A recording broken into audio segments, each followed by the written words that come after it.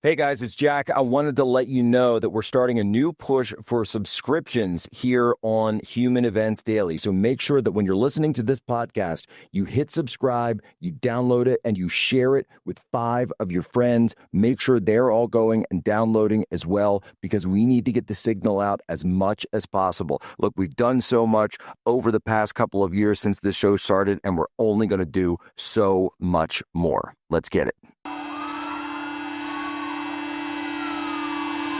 This is what happens when the fourth turning meets fifth generation warfare.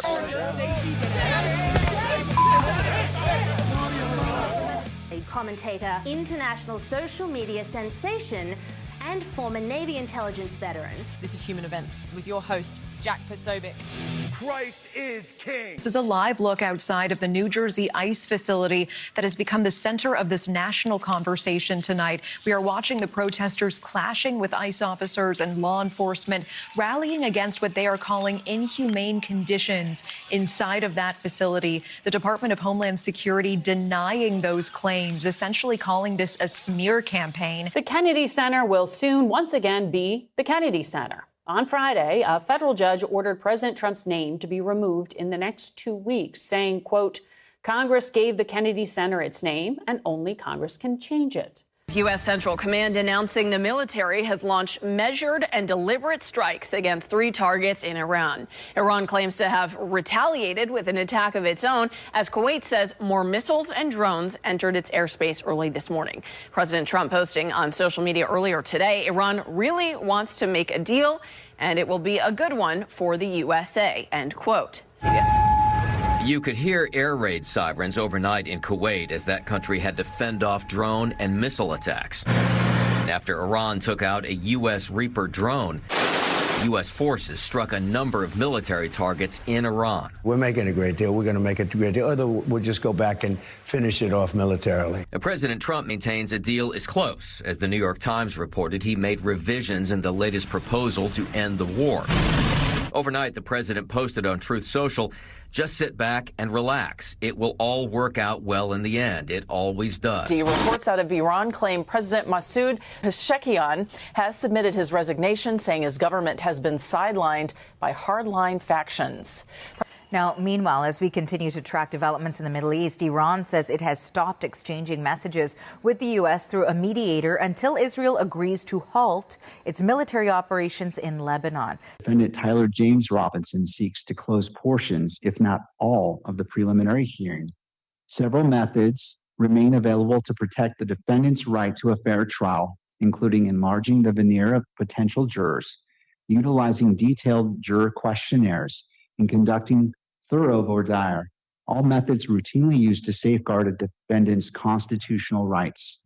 For these reasons, the court respectfully denies defendant's motion. Well, ladies and gentlemen, welcome aboard today's edition of Human Events Daily. We're here live on Real America's Voice. Today is June 1st, 2026. Anno Domini, we've got a jam-packed show for you today.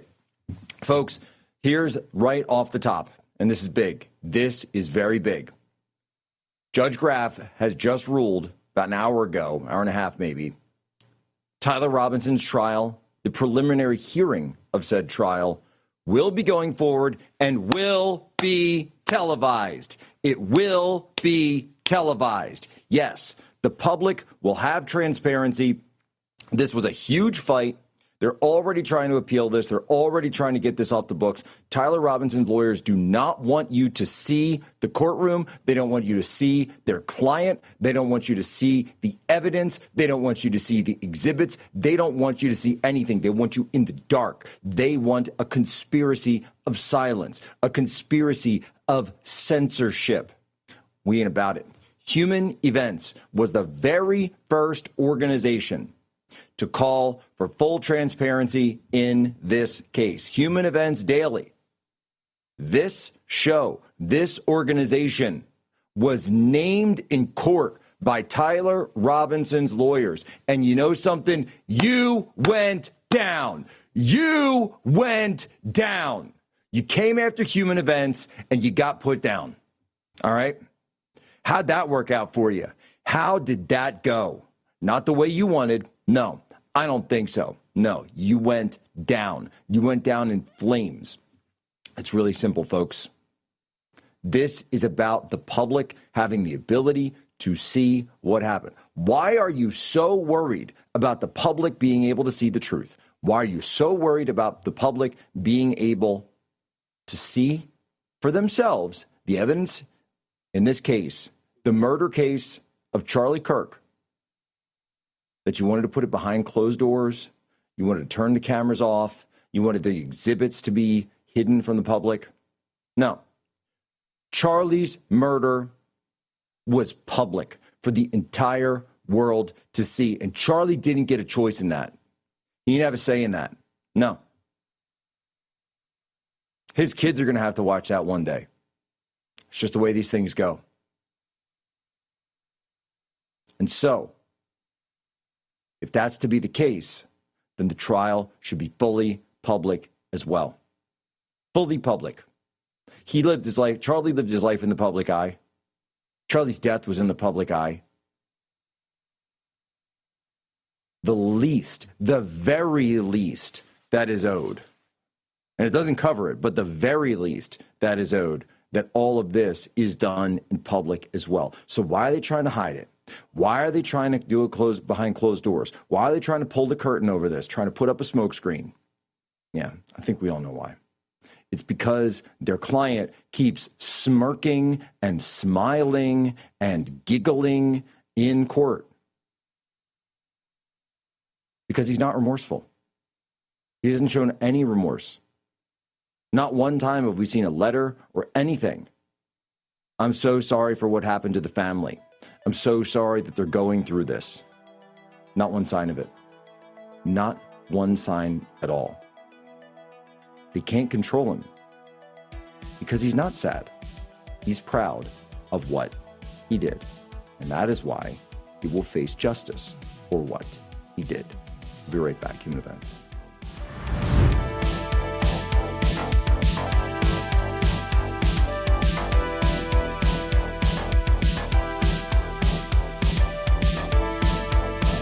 Nothing will stand in our way, and our golden age has just begun. This is Human Events with Jack Posobiec. Now it's time for everyone to understand what America First truly means. Welcome to the Second American Revolution.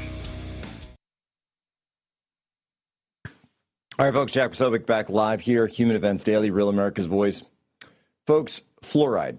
Now, the government, we know, has been medicating your water with it for over 80 years. Not because you asked for it, not because you voted for it, because they decided you need it. Well, that's not a decision that I want someone else making for my family, which is why I filter every drop of water in my home with Cove Pure. Over 209 million Americans are on fluoridated water right now. But here's what the science actually shows. In September 2024, a federal judge ruled that adding fluoride to water poses, and I'm quoting court directly here, an unreasonable risk to neurological health. Not a fringe study. A federal court ordering the EPA to act. Then, in January 2025, a study published by JAMA Pediatrics, one of the most respected medical journals in the world, confirmed a link between fluoride exposure and children's IQ scores. The higher the exposure, the lower the IQ. Sure, some states have moved on this. Utah, Florida, they banned it. But that process takes years. Your kids, your family, they're drinking this water today. You need something that works now. And that's exactly what Cove Pure is. Its clear-wave reverse osmosis technology is certified to remove up to 99.9% of contaminants, fluoride, PFAS, lead pharmaceuticals, heavy metals, anything that isn't water gets filtered out. So don't wait for the government to catch up. Go get yourself a Cove Pure. If you use my link, covepure.com/POSO, you'll get $250 off. That's COVEPURE.com/POSO. All right, folks, ton of news today. Massive, massive win, of course, in court with Tyler Robinson. And it can't be denied that this was a huge blow to his defense and their motion, which, quite frankly, I never thought had any real credence to it. I didn't think it was going to win. But you never know. Carmelo Anthony, for example. Carmelo Anthony's trial is taking place today down in Texas. And it is opening up. I believe they're beginning jury selection voir dire today.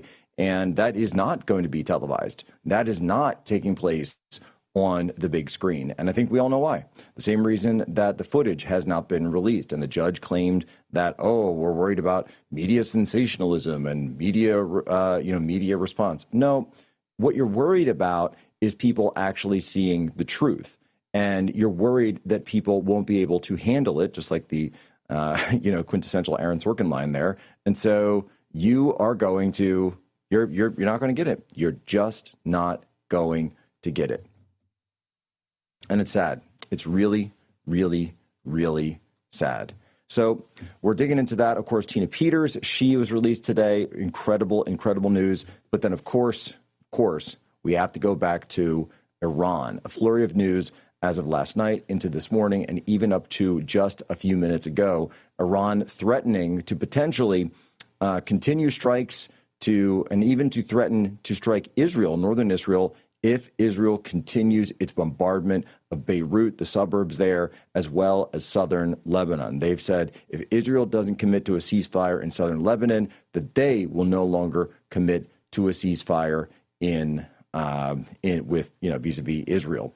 And there were some news that Iran may be shutting down their talks. However, President Trump, just minutes before we went to air here on Human Events Daily, posted up a Truth Social saying that talks are continuing. And in fact, President Trump said earlier today, in fact, late last night, that at like 1 a.m, that it's the panicans who are terrified of this thing working out and to let him do his work. So he says right here, talks are continuing at a rapid pace with the Islamic Republic of Iran. Thank you for your attention to this matter, President Donald J. Trump. I want to get Matt Boyle in here. He's the bureau chief of Breitbart for Washington, D.C. Matt, how are you?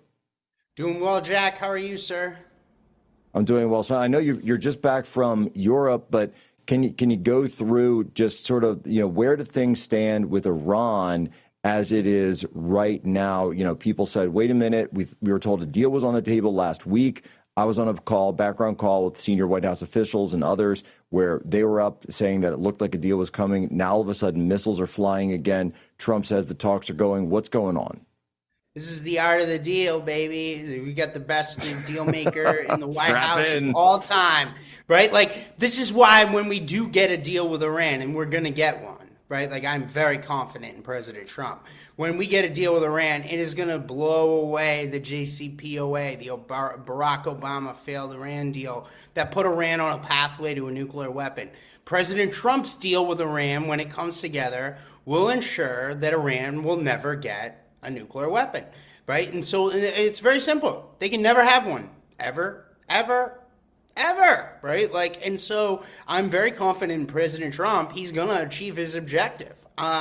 This is why we elected President Trump. He's not a forever war president, but he understood that look at where they were at with the enrichment, okay? They were doing 60% or north of that. That's nuclear weapons material, baby. That ain't nuclear power, okay? Nuclear power is like 2 or 3%.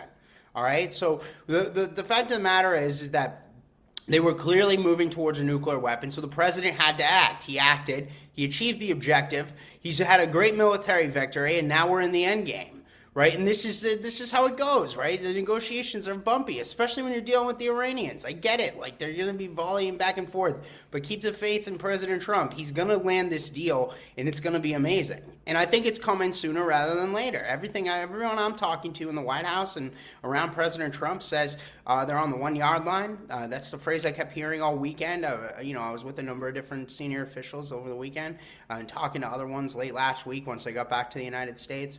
And by the way, everyone else around the world thinks President Trump's going to get to a deal. The only people that don't think he's getting to a deal are the ones that want him to keep bombing again, or the ones that think he never should have taken military action to begin with, and your establishment media apparatus here in the United States and your career politicians.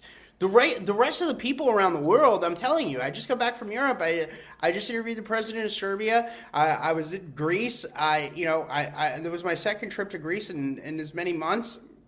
I've spoken, when I was there, I met with officials from at least a dozen other countries, okay, including EU officials, Romanian, Bulgarian, Albanians, right? Like, I mean, all sorts of different folks all over the region. I can tell you, folks from the Middle East I spoke to there, I can tell you the fact is that everyone else in the world is confident that President Trump is going to succeed here, right? The Prime Minister of Greece told me several weeks ago, and the President weighed in on this. He called Prime Minister Mitsotakis a terrific guy and Greece a terrific ally after my interview, as a result of my interview with him. But the Prime Minister told me that he's very confident that President Trump's going to land a deal with Iran and it's going to work out, and that Iran can never get a nuclear weapon. So this is how this goes. But the fact is that President Trump is a much better negotiator than Barack Obama ever was. And to the globalist elites around the world who are, feigning for a day where, the return of Barack Obama, let me be clear, Barack Obama's never coming back, guys. He's done. He's been gone for a decade. It's over. It's yesterday's news. He's finished. He's never returning as president. And his failed Iran deal that President Trump ripped up in the first term would have had Iran with a nuclear weapon already.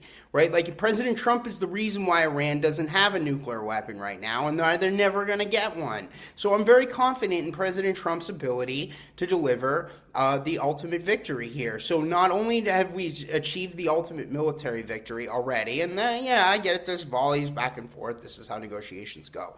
But the fact is that now the deal maker in chief, the ultimate deal maker, is moving in for the final deal, and he's going to get it, and he's not going to sign a deal unless he's confident in it. But I'm very confident he's going to get it across the finish line into the end zone. We're going to have a touchdown celebration dance with Trump doing the Trump dance in no time. So don't worry, keep the faith. President Trump's in command here. Well, it's interesting you mentioned that as well, because we see that so many people are out there saying, there's this idea that, that he can't get a deal. There's no deal. But one of the things that a senior White House official told me directly, and this is what I've been reporting over the last week, and I'm wondering if you heard similar, was that it's actually the hardliners that are in Iran that are trying to scuttle the talks. Those are the ones that are firing off these attacks, because it's the moderates and the pragmatists who kind of have the upper hand. So they're the ones that are actually at the table. They're working with the supreme leader. Obviously, the supreme leader, the new one, he's got to balance all this out, but he's giving them the upper hand. That's why they're the ones who are trying to derail the peace process, and the diplomatic track is staying intact. It is not being derailed. That's because you have these people that have been cut out, or at least feel that they've been cut out, and they're the ones trying to shut it down, which I thought was kind of interesting. An amazingly similar type of a story here at home, right? Like, that the ones that I wasn't going to say keep it, going, right? Was, like, are there right there? It was right there on the tip of my tongue. I was not going to say it, but it's a similar story here at home. And so, look, this is the thing, though, is that cooler heads are prevailing. Funny here, how right? that works. So I think we're going to get to an amazing deal. It's going to achieve all of the objectives that President Trump laid out in all of his campaigns. The president was so anybody out there that's boo-hooing President Trump over this, first off, President Trump was overly explicit during every single one of his campaigns for the White House that Iran can never have a nuclear weapon. This shouldn't be surprising to anyone. He also doesn't like forever wars, but since when is 6 weeks a forever war? Right? Like, he said he was going to do this in 4 to 6 weeks, and with 2 days to spare, they got the ceasefire.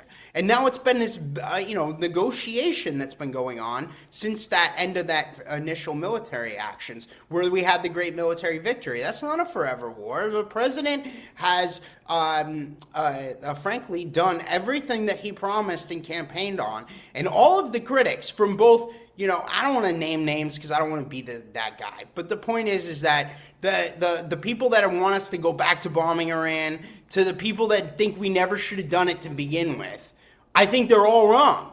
Every single one of them, right? Like, I say, trust the president. And many of them have been wrong from the very start. Matt Boyle will be right back. Breitbart News here on Human Events Daily.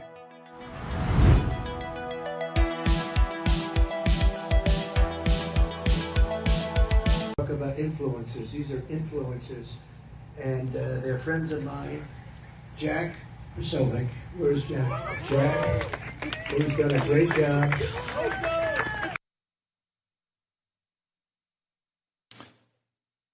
All right, folks, Jack Posobiec back live, Real America's Voice, Human Events Daily. Ladies and gentlemen, if you're a homeowner in America, you need to listen to this. The FBI has been warning about a type of real estate fraud on the rise called title theft, and your equity is the target. Here's how it works. Criminals forge your signature on a single document, use a fake notary stamp, and file it with the county. And just like that on record, they own your home. Using your ownership, they can take out loans against your equity or even sell your property. You won't know about it until foreclosure or collection notices show up in the mail.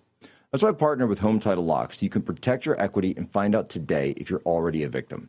Use my promo code POSO at HometitleLock.com and you'll get a free title history report and a free trial of their $1 million triple lock protection. That's 24/7 monitoring of your title records, urgent alerts to any changes, and if fraud occurs, their U.S.-based restoration team will spend up to $1 million to fix it. Don't be a victim. Protect your equity today. That's HometitleLock.com/POSO. All right, so I did want to get into this. So Boyle, we're on with Matt Boyle of Breitbart News. He just got back from Europe and, in fact, had an incredible round-robin interview with the president of Serbia, President Vučić. So, Matt, tell us about your interview. You mentioned, I saw the headline, of course, that coming out that, saying that he's much more popular in Serbia than any other U.S. leader. Now, of course, for the record, Democrats are not very popular in Serbia, especially Joe Biden, because he supported bombing Belgrade, one of the most beautiful cities in Europe, and supported bombing it, as well as the Clintons, who actually undertook the bombing, and certainly no fan of Obama. So it doesn't surprise me that they'd be more fans of President Trump. But tell us what it is on the ground. Why are they connecting with him? Yeah, well, they're an interesting place because Serbia has had a really rough history, being part of, old Yugoslavia, and a lot of the rest of Europe has had more time to heal in the aftermath of World War II and the Cold War and whatnot. But Serbia, even in the aftermath of the Cold War, then went through the, being part of Yugoslavia, then went through the breakup of Yugoslavia after the Cold War was over and the Soviet Union fell apart. And then obviously also after that, of course, the U.S. Led NATO bombing campaign against Belgrade that you mentioned. One could argue that Bill Clinton arguably may have done that as an effort to wag the dog away from Monica Lewinsky. Unsuccessful, but because I would still argue that Monica Lewinsky is probably more well-known than Slobodan Milosevic in America. But the fact of the matter is that they've had a really complicated history, but they're really trying to do some interesting things. They have major U.S. investment coming into Serbia. The President Vučić told me about anywhere from $10 to $12 billion of American investment that's coming in. They also maintain close relations with the Russians and with the Chinese too. So right after that interview, right after that picture you see there, President Vučić actually went to Beijing to go meet with Xi Jinping. He was one of the first world leaders to meet with Xi after President Trump's big historic state visit there.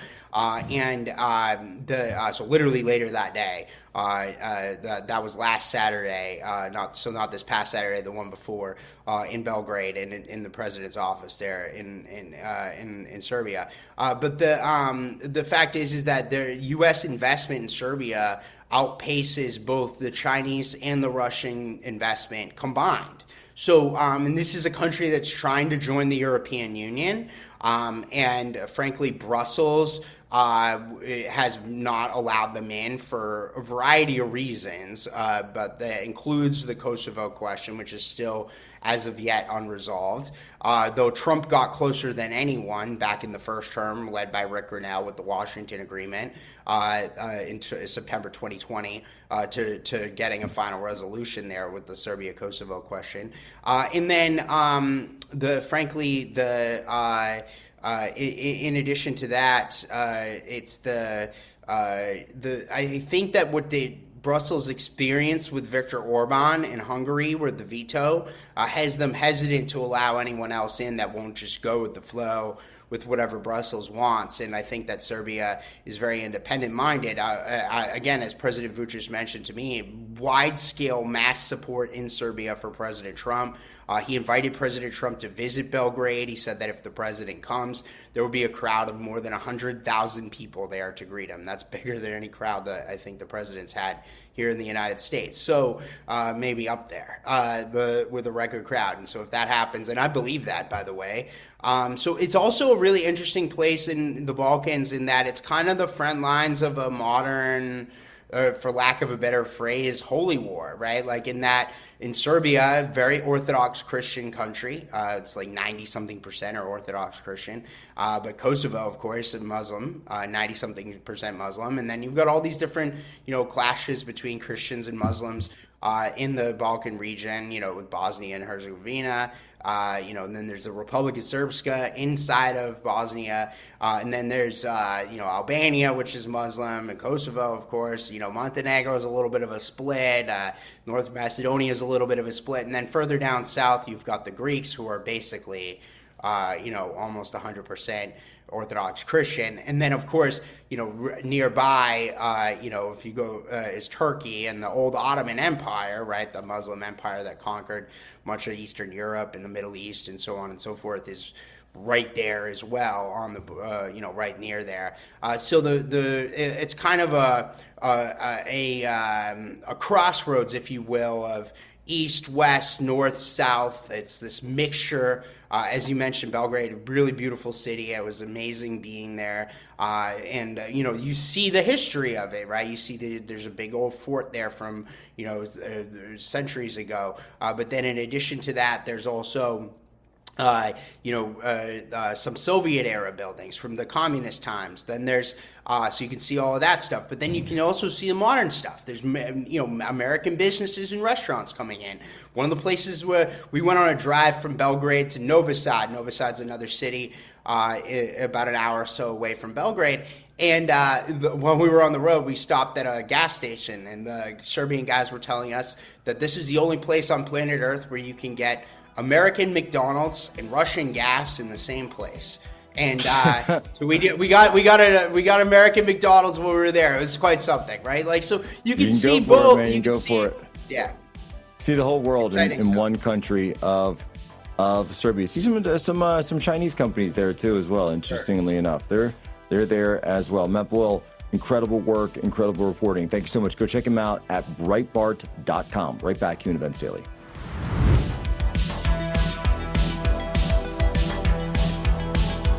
Jack? Where's Jack? Where is he? Jack, I want to see you. Great job, Jack. Thank you. What a job you do. We have an incredible thing. We're always talking about the fake news and the bad, but we have guys, and these are the guys who should be getting Pulitzers. All right, folks. Jack Posobiec, we're back live. Human Events Daily, Real America's Voice. Now, this was a huge story on the left and in the media last week. It was the autopsy, the Democrat autopsy of 2024. We talked about on Thought Crime a little bit, if you guys watch Thought Crime. So we got into that. And one of the pieces that I think a lot of people were looking at was it's 192 pages and disclaimers all the way. But the fact was, if you remember, the document that leaked of the 192-page Democrat autopsy was actually sort of a draft document. It wasn't the finished document. So what did you see? You actually saw this. You saw this like margins where they have the comments and the argumentative tone and people going back and forth, not just on the revisions, but on the actual facts about what happened. And so our good friend Jonathan Alpert, the author of the new book Therapy Nation, which is just selling like crazy lately, he's joining us now. He's got a new op-ed out that's all about it because he wrote, and this is really interesting, the DNC's 192-page autopsy sounds like bad therapy. Jonathan, what do you mean by that? Why does it sound like bad therapy? Yeah, it does remind me a lot of bad therapy. So if someone comes to see me, they're not just going to hear what they want to hear. I'm actually going to tell them, like, look, this is what's going on. It might be a little uncomfortable, but this is how you learn, this is how you grow, and this is how you improve. And when I was reading the reports of that DNC autopsy, it did remind me of bad therapy. You know, people unwilling to look at the hard truths and make improvements. And I've talked about how the Democratic Party, their whole messaging is about hating Trump, avoiding Trump, preventing Trump from ending the world. And that messaging just has not resonated with voters, and certainly not in the past election. And it does make me wonder what happens as we get into 2028 when Trump's not even running for office. So, in the sense, then, is the reason that it's bad there? I mean, it's definitely bad politics. So, and by the way, I'm not going to complain with them about that part of it. I certainly agree it's bad politics. But in the sense, then, where it's, you know, where you say it's bad therapy, because it talks about the fact that they're, you know, they have the tactical failures. They think it's a messaging issue. They're disconnected. They realize that they have a disconnect with working class voters. And I was actually on a show with a Democrat recently, and I said it was a friendly, you know, kind of back and forth. And I said, look, you know, it seems to be very clear that you guys realize that you have this disconnect with working class men, but also that you haven't quite figured out how to actually mend the gap. You just kind of put up these guys like Tim Walz or Graham Planter up in Maine as the latest example of this, where they're, you know, well, here's a rootin' tootin' gun totin' kind of guy, but ultimately they aren't the kind of person that actually has a connect. And the reason that perhaps it could be bad therapy is because there's no accountability involved. Yeah, there's no accountability whatsoever, but there's also a complete lack of understanding of the electorate, the voters outside of the coastal elites. And, you know, it reminds me of 2016. I used to see a lot of patients who would tell me privately that they kind of like this guy, Trump, but they can never tell their spouse or their friends or their family members. These were blue collar workers who typically would go for the Democrat, but they were privately, secretly going for Trump. And I think at that time, the Democrats were in denial that no way could these people be voting for Trump. And that actually carried into the next election and the one after that as well. And they still seem to be in denial. It's almost like if you have a pathologist report from a medical examiner's office, and then you're just totally unwilling to look at the actual cause of death, and you go about living your life the way that you did and ignoring the facts. It's just not healthy for the Democratic Party. So I think there has to be a real reckoning within the party to make some progress. And this is key, by the way. So what? Let's say the DNC is your client, right? And they're trying to connect with people in a relationship or in the workplace, but they're not willing to, as you know, the phrase is, like, do the work of actually confronting themselves, changing anything, taking accountability for anything. How do you get someone past that? Yeah, and if they're just going into therapy or to see me and I tell them, look, this is what's going on and this is what I think you should do to try to make improvements, and they just come in every week and vent, they're going to stay exactly where they are. I would probably get them to open their eyes a bit and explain that their narrow view of the U.S. isn't working. They're not appealing to the mass of the population. They're really just doing what they've always done, which is appealing to the coastal elites. And it's not a winning formula. But it did remind me so much of that patient that would come in to therapy and just in denial about what's going on. On one hand, they recognize that they're anxious or they have other mental health issues, but it's almost like they want to remain stuck. It's defines them. They sometimes wear that as a badge of honor. And in some ways, I think that's what the Democratic Party is doing.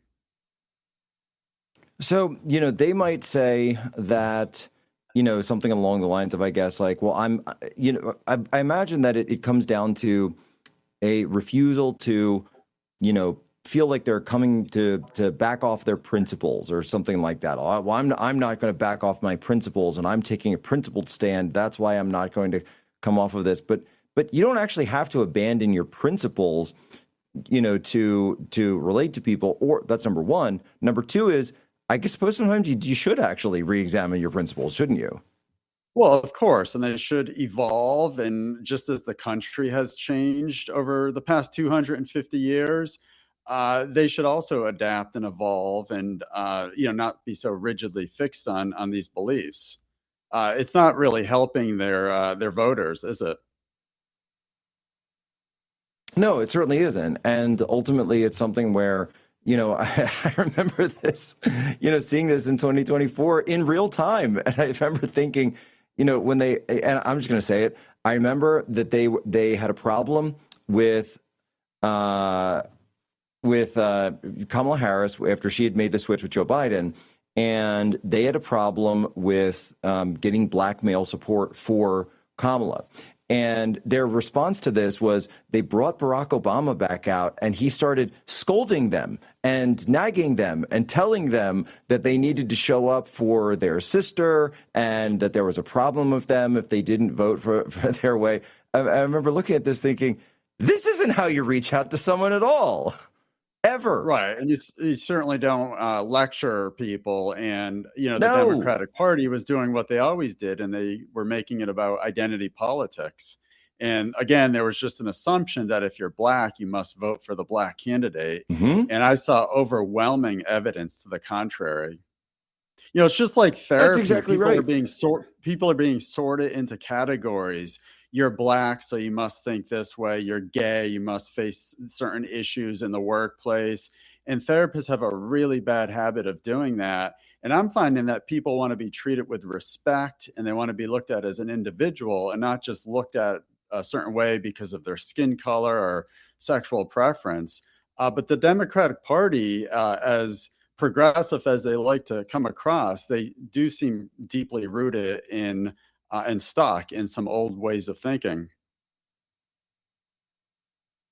No, and that's exactly right. It's you have to treat people as individuals first and foremost, and don't come into a group and start, taking like every stereotype or every textbook, first glance at them and then start arguing for them that they should be doing something. No, it's if you've got a candidate, and I just know this from politics. If you got a candidate, you've got to tell people, hey, this person can make your life better, and here's how. Right? That's the goal. Right? That's the general goal with politics. It's you should do something because I said so. That ain't gonna work. Yeah, it'll be interesting to see what happens tomorrow in LA with the mayoral race. That's a great point, actually. Yeah, that's a very good point, because we got LA, you got Spencer Pratt. I've been looking at a little of those. It's kind of hard to read the tea leaves. Just the way they do elections is a bit strange. Of course, there've been a few irregularities, but you're exactly right. Here's a guy whose entire campaign is about issues. He's all he's talked about. He hasn't made this personal. He hasn't made this about identity. He's just made it about issues that are actually facing actual Angelinos. Now, the question is that something that is going to work in that political market, in that district? We'll see. I think we'll all see. But certainly, it's an incredible test run, and it's going to be an incredible test case to see. Right back, Jack Posobiec, Jonathan Alpert here, Real America's Voice, Human Events Daily.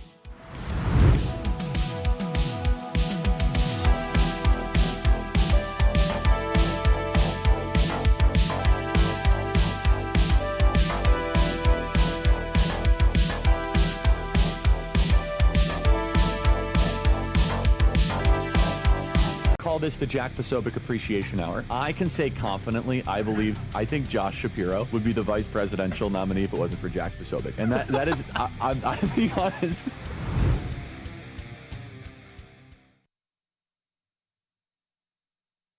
All right, folks, Jack Posobiec, we are back live, Human Events Daily, Real America's Voice here.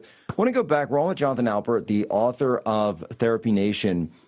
And we have this huge ruling, Jonathan, earlier today in the Tyler Robinson case, something that we've personally fought for very hard here on Human Events regarding cameras in the courtroom, that we want cameras in the courtroom. We've been demanding it. We've written letters about it. Tyler Robinson's defense team has referred to us in court by name because we have gone so hard calling for this and pulling up, precedent in court cases and all the rest. And they just lost. But I wanted to get into a little bit more the reasoning, perhaps, for why they don't want cameras in the courtroom. Because, you'd think that, hey, if you've got someone, and if your job is to show their innocence, or show that the state's case is full of holes, and you'd think you'd want the biggest audience possible for that. And so it brings me back to this image of Tyler Robinson, who from court in one of the earlier hearings, where he's leaning over, and guys, I think we have the still image of it as well. I know this is the video, but there's a still image that's a little bit better quality, and he looks like he is smirking and smug to his lawyer, to his legal team. And part of my theory is just my view, my opinion, is that they know that those things are incredibly damaging to this case, because he doesn't seem to show any ounce of remorse at all. To me, he looks smug. Yeah, I agree with you, Jack. I mean, he's got a smugness. I mean, that smirk says it all. He's demonstrated many times over that he can't control himself. And you have to wonder if the defense team is worried that that one smile or smirk could just change things dramatically for him. I'm no legal expert, but I do know a thing or two about psychology and how people think, and that could definitely change the narrative, the public narrative out there. But yeah, I mean, you're showing it now. He looks relaxed. He's got that smug look on his face, and that can't translate well to a winning case. Well, and that's exactly right, because when you're looking at this from the perspective of someone that they're going to have to put in front of a jury, but also people that, of course, so these are the preliminary hearings. We won't have a jury yet, but the idea being that someone who's watching these or watching coverage of this may become a potential juror. I guess if you live in the Orem, Utah, or the Provost, Utah area, if you're in that district where the jury pool will be, and they know that every time this guy is shown on footage, he doesn't look like someone who's sad. He looks like someone, or at least sad about what happened, even if he's trying to show his innocence. He doesn't look like that. He looks like he's someone who's proud. He looks like he's someone who's condescending. I see someone who looks like they're smug. I see someone who looks like they're actually happy about what they did.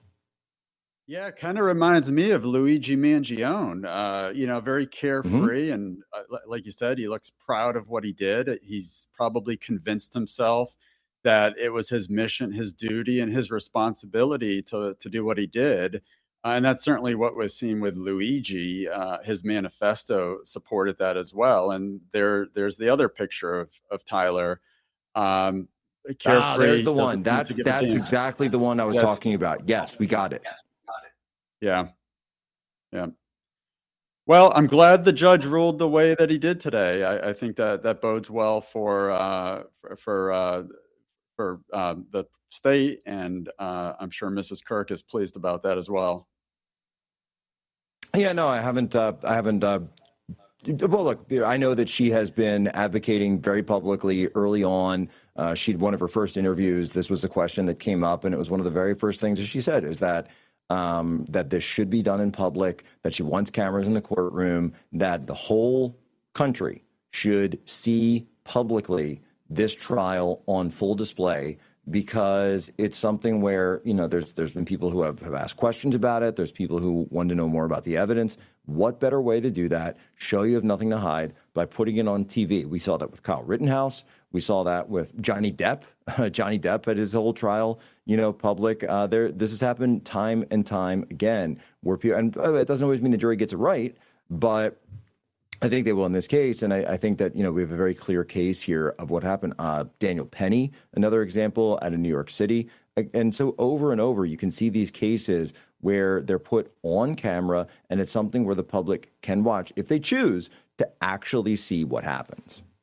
Yeah, and you can also go way back to O.J. Simpson. I mean, that was on display for the world to see. Yeah, no. Well, I see. I'm on the other side of that one. That's the one where I was thinking of, where the jury didn't quite go the way that the evidence seemed to stack on that one. And but it was still something where we can still talk about it because it was on video because we do have that record. And I do think that what the judge said here is that from the purpose of transparency, it's good to have this. People can react however they want. That's part of being in a free country. That's part of having the First Amendment. That's part of having freedom of speech. That's something that totally separates us from other countries. We were just, talking to someone who had just come back from Serbia, from Eastern Europe. Look, there's whole parts of the world that just don't have this system at all. And I think we should be we should not be cavalier about messing with our system, whether what side you're on or the other on one of these cases, because it's the best system that we've been able to come up with and the fairest system that we've been able to come up with. Yeah, no, I agree with you. And, the defense clearly is worried, and they fought so hard against this and they lost. So, I think it just suggests that they are quite worried about things, and there's overwhelming evidence against their guy. Do you think that, getting back to the therapy aspect, that, do you think that there's perhaps a therapeutic aspect towards, sort of the country as a whole when you witness something as heinous and as evil and gruesome as the murder of Charlie Kirk, which of course everyone saw because of the nature of social media, by then having it, the trial itself be public, does that give a kind of therapeutic response, a kind of catharsis, if you will, for the public so that they can see that there has been a response to the horror that they viewed? Yeah, I do think it does. And I also think it allows for somewhat of a mental conclusion for people to process, because right now that image from that horrific day is so powerful in people's minds. So I think if we see this court case play out and we see justice served, then that will help people to process the trauma and, hopefully be able to move on to some degree. I think so as well. Something from, just on a personal level, I people ask me like, how do you deal with this kind of stuff? And I say, I actually, feel like the more information that I get about something, the more analysis that I'm able to do of something, it just helps me to compartmentalize it. It just helps me to be able to put something in its place, to understand that it's been dealt with.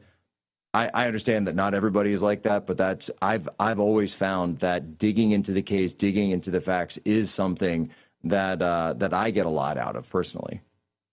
Yeah, and I think we've got an emotional response, but we're also responding logically, trying to understand the court proceedings.